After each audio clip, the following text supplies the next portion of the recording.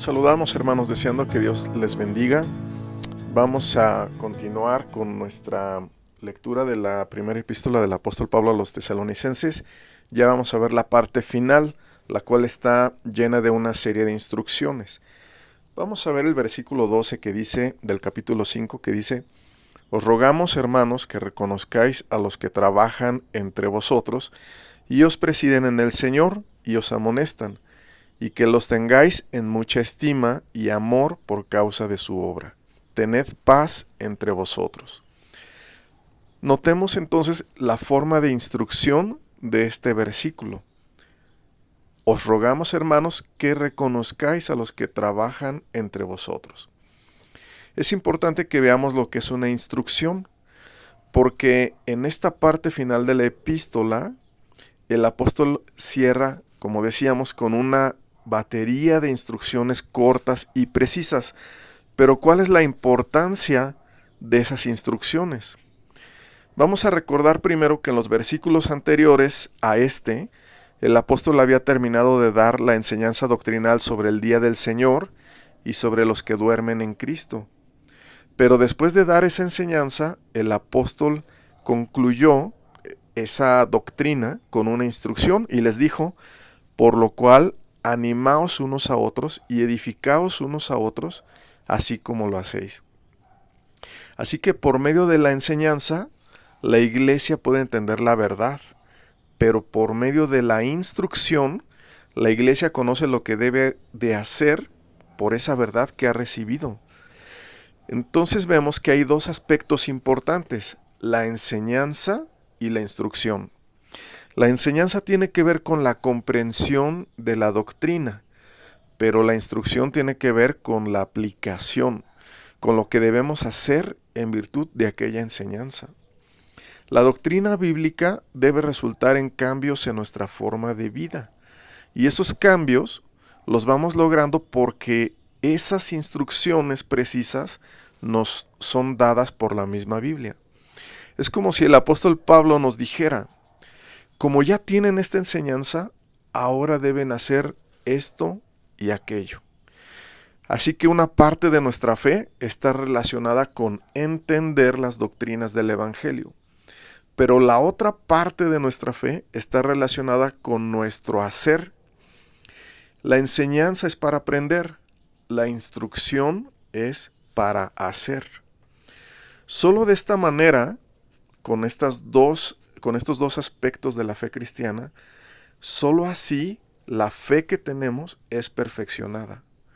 La epístola de Santiago, en el capítulo 2, versículo 22, dice: ¿No ves que la fe actuó juntamente con sus obras y que la fe se perfeccionó por las obras? Así que es verdad que no somos salvos por nuestras obras, sino por la fe. Pero en Gálatas 5:6 dice: porque en Cristo Jesús ni la circuncisión vale algo ni la incircuncisión, sino la fe que obra por el amor. Y ahí debemos de subrayar esta expresión: la fe que obra por el amor. Nosotros somos salvos por la fe que obra. La fe que no obra no es la fe cristiana, ni es la fe que salva del pecado. Si nosotros decimos que creemos en el Evangelio, pero no obedecemos las instrucciones del Evangelio, nuestra fe no es la fe que salva. Quizá es un tipo de fe religiosa e intelectual, pero no es la fe que salva el alma, porque la fe bíblica siempre obra por el amor. Siempre resulta en acciones, en cambios en nuestra forma de ser. Son cambios progresivos. Es verdad que tenemos mucho que recorrer, pero son cambios que la fe cristiana va haciendo en nosotros.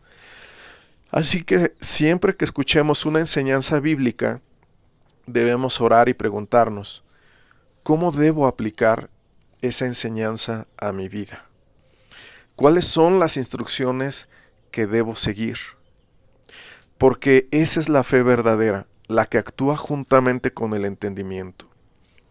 Cuando Pedro dio su primer sermón el día de Pentecostés, cuando nació la iglesia, primero les enseñó a los oyentes, a los que estaban reunidos ahí. Les explicó qué era el derramamiento del Espíritu Santo, el cual estaba anunciado en Joel 2:28. También les habló de la muerte y la resurrección del Señor Jesucristo, la cual estaba anunciada en el Salmo 16, al que hizo referencia el apóstol Pedro en esa predicación. Después les habló de la ascensión de Cristo, que estaba anunciada en el Salmo 110, al que también hizo alusión en su predicación. Así que el apóstol Pedro les enseñó la doctrina cristiana.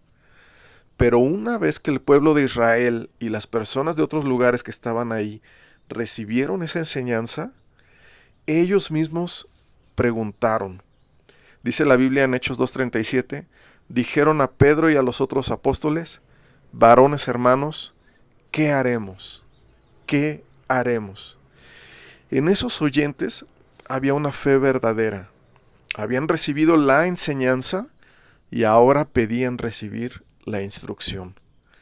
Pedro entonces les dijo, arrepentíos y bautícese cada uno de vosotros en el nombre de Jesucristo para perdón de los pecados y recibiréis el don del Espíritu Santo.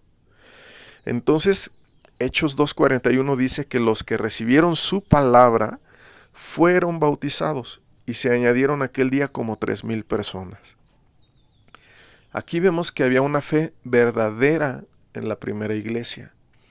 Una fe que recibía la enseñanza y que además obedecía la instrucción. Más o menos unos 30 años antes de esto, cuando nació la iglesia, es decir, 30 años atrás, vino Juan el Bautista y dice la Biblia que había ido por la región del río Jordán predicando el bautismo para arrepentimiento y el juicio de Dios. Y cuando las personas lo oyeron y recibieron aquella enseñanza, el Evangelio de Lucas dice, y la gente le preguntaba diciendo, entonces, ¿qué haremos? Y respondiendo les dijo, y veamos las instrucciones. El que tiene 2 túnicas, dé al que no tiene, y el que tiene que comer, haga lo mismo. Vinieron también unos publicanos para ser bautizados y le dijeron, Maestro, ¿qué haremos? Fíjense la pregunta, ¿qué haremos?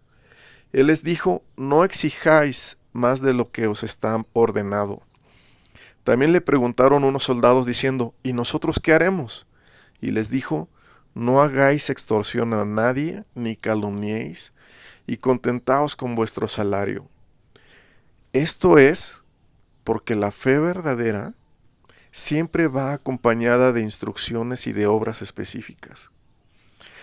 Es en este mismo tenor que el apóstol Pablo concluye su epístola a los tesalonicenses, con una serie de instrucciones cortas, precisas, que son parte de la fe cristiana. Dicho de otra manera, que los verdaderos cristianos iban a seguir.